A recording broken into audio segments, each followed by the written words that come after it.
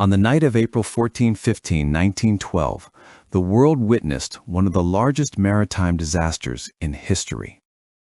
A massive ocean liner, 269 meters long and dubbed Unsinkable, was sailing confidently across the North Atlantic. On board were 2,208 people, from the wealthiest people of the time to ordinary immigrants dreaming of a new life in America. At 11:40 p.m., the Titanic, traveling at 22.5 knots, struck an iceberg. The impact struck the starboard side, destroying 5 compartments. The ship could have survived with a maximum of 4. Over the course of 2 hours and 40 minutes, the giant, considered the pinnacle of engineering, slowly sank. 705 people survived. 1,503 people died, most of them third-class passengers who simply couldn't get to the upper decks. But what if we say this disaster was more than just a tragedy? That it had already been described, almost verbatim, many years before the ship even existed, and that the chain of events surrounding the Titanic holds far more mysteries than movies and textbooks usually reveal. Today, I'll tell a story that was long considered nothing more than a ridiculous coincidence, a story that no one initially believed because it seemed too improbable.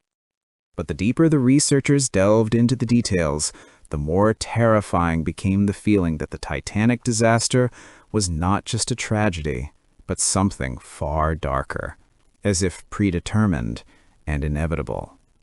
This is the story of a book, an author, and actual documents hidden for decades.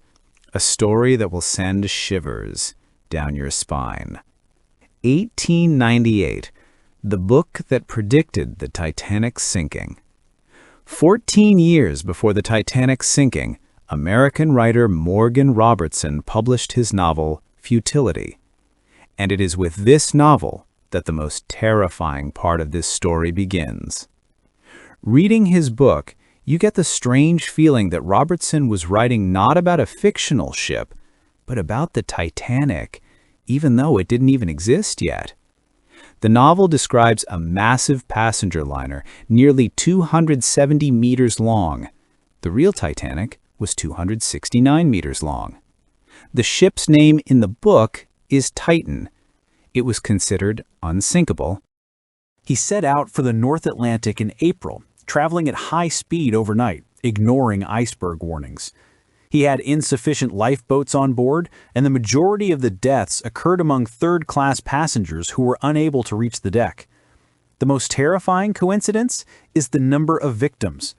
The difference between the number of victims in the book and on the real Titanic is literally a few dozen. When the real tragedy occurred in 1912, many were truly shocked. There were too many coincidences, too many details that couldn't be explained by mere fantasy. Some believed Robertson was a visionary. Others believed he knew things he shouldn't have. And the strangest thing is, this story was reluctantly remembered for decades until copies of the book fell into the hands of historians and became public knowledge. Morgan Robertson, the man who feared his own affair. After the Titanic's sinking, Robertson gave several interviews. In one of them, he uttered a phrase that still sends shivers down your spine. "I didn't want it to happen, but I felt it would." These words disappeared. The recording disappeared from several newspaper archives, and for a long time, no one knew about it. It wasn't until the 1960s, when old materials began to be digitized, that the interview resurfaced. Why was it removed? Who was bothered by these words? And most importantly, why? Few people know that Robertson published another novel, which described the confrontation between Japan and the United States. In the book, he described everything in detail. Decades later, everything that was in the novel was repeated in reality. They tried to keep this coincidence under wraps. Some newspapers strictly forbade the use of the word prophecy in connection with Robertson's name. A writer who twice described future tragedies seemed too terrifying a symbol. In the 1990s, researchers discovered a document in the White Star Line archives that had long been kept under the not-for-publication classification. It was a letter from an engineer, dated 1908, 4 years before the Titanic's sinking. It read, "If we build a ship that's too big, it might end up like a Titan in that book. Icebergs don't tolerate jokes." This means one thing. The company's employees knew about the affair. They discussed it, and even feared that the coincidences might prove too real.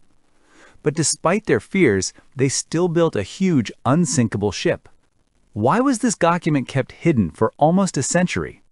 Why didn't they want the world to know that the engineers had warned management? There's another frightening fact that's rarely discussed. In 1893, there really was a real ship named the Titan. It was a British cargo steamer. It was considered incredibly strong and reliable, and it sailed along exactly the same North Atlantic routes where the Titanic later perished. A few years after the publication of Robertson's book, this real-life Titan encountered an ice field and suffered a powerful ice strike in roughly the same area of the hull as the Titanic. The ship was damaged and decommissioned. For a long time, no one connected this fact to either the novel or the Titanic disaster, until researchers compared maritime archives. Coincidence or a pre-written ending? Too many things seem to fit together.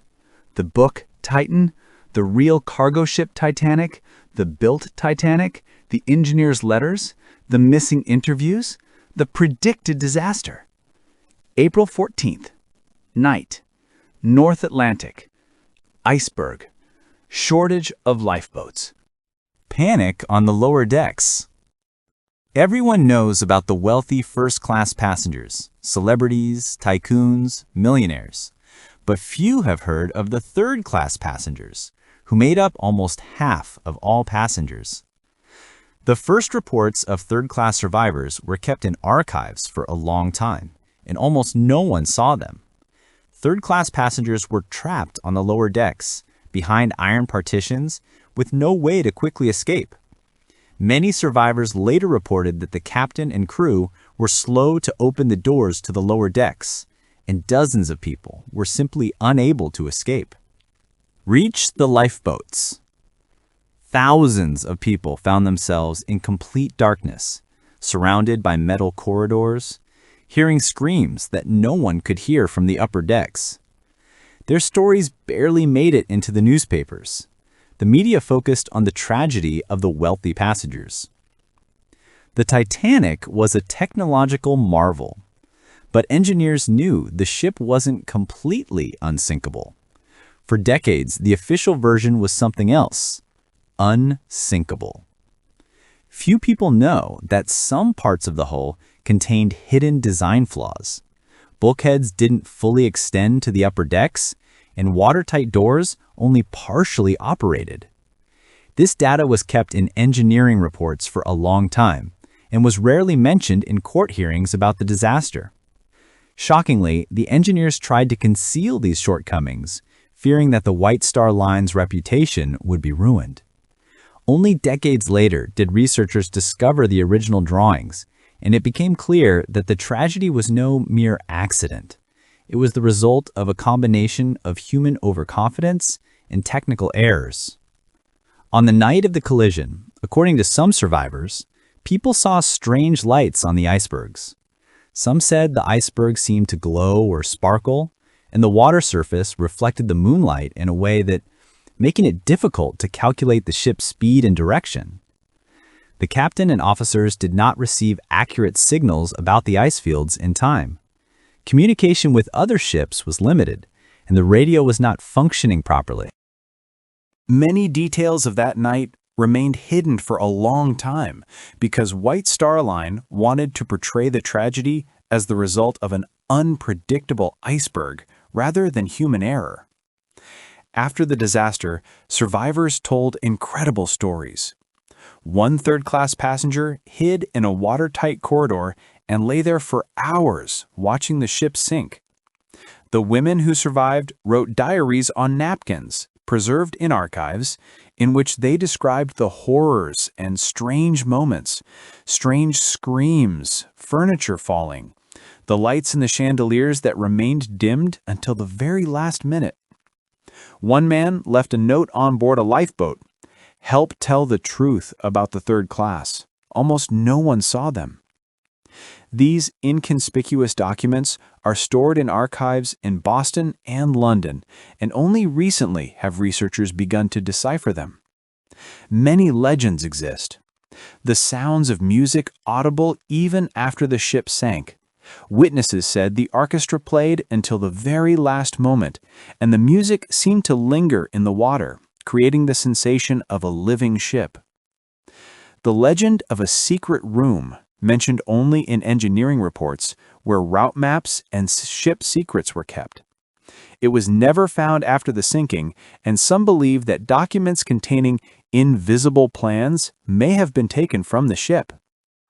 After the disaster, White Star Line concealed certain facts for a long time to protect its reputation. Officially, everything was declared to be done according to safety regulations, although in reality, there were too few lifeboats, the crew was poorly trained, and radio communications were limited. According to official documents, half of the third class never reached the lifeboats, but for a long time, little was written about this. Titanic is not only a story about the rich and famous.